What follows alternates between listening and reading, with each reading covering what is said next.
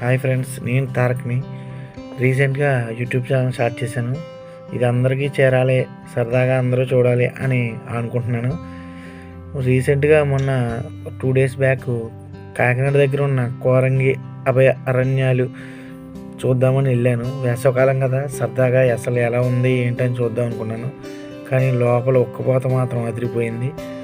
అంతా తిరగంగానే చెమటలు కారుతూ ఉన్నాయి.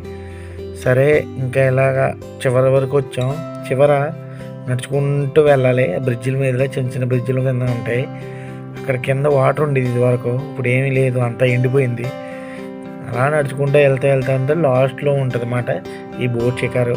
నాకు ఈ బోట్ షికారు ఒకటి నచ్చింది, అందుకే ఇదే వీడియో తీశాను. ఆ బోట్ స్టార్టింగ్ నుంచి చివర కాకినాడ పోర్టు, నెక్స్ట్ అక్కడ దీవి ఉందంట, ఆ దీవి కనిపిస్తుందంట.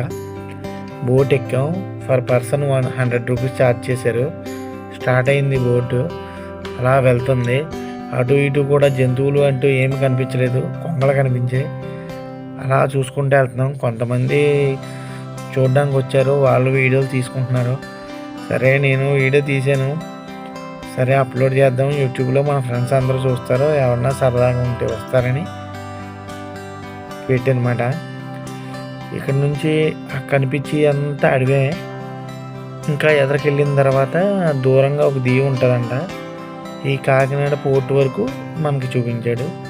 తర్వాత మళ్ళీ రిటర్న్ బ్యాక్ మన స్టార్టింగ్ పాయింట్ ఎక్కిన చోటే దింపేస్తాడు. మళ్ళీ మనం బ్యాక్కి వెళ్ళిపోవడమే.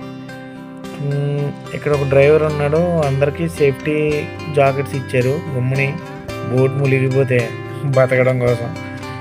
అక్కడ దూరంగా కనిపిస్తుంది కదా, అదే ఇంకో దీవి మాట. అక్కడికి ఏమి వెళ్ళడానికి వెళ్తారో లేదో తెలీదు, పర్మిషన్ ఉందో లేదో కూడా తెలీదు. కానీ చూడడానికి మాత్రం సైట్ సీయింగ్ చాలా బాగుంది. గాలి చాలా బాగా వేస్తుంది. వేసవకాలం సరదాగా ఫ్యామిలీతోటి వచ్చి ఎంజాయ్ చేయాలనుకున్న వాళ్ళు వచ్చి చూడండి. ఈవినింగ్ టైం అయితే బెటర్. మధ్యాహ్నం అయితే ఎండ మాత్రం, లోపల అడవి కదా, లోపల గాలి వేయట్లేదు. ఈ చివరి మాత్రం బాగుంది. ఎలాగా మీ ఫ్యామిలీ, పిల్లలు, ఫ్రెండ్స్ ఎవరన్నా రావచ్చు. సరదాగా సండే మాటలు వచ్చి ఎంజాయ్ చేయ కదా.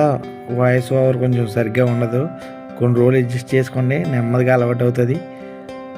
ఓకే ఫ్రెండ్స్, అందరూ సరదాగా ఎంజాయ్ చేయండి, తిరగండి. వేసవకాలం ఇంటి దగ్గర ఉండకండి, బయట బీచ్లకి ఎక్కడికి ఇక్కడికి తిరగండి. Okay, thank you.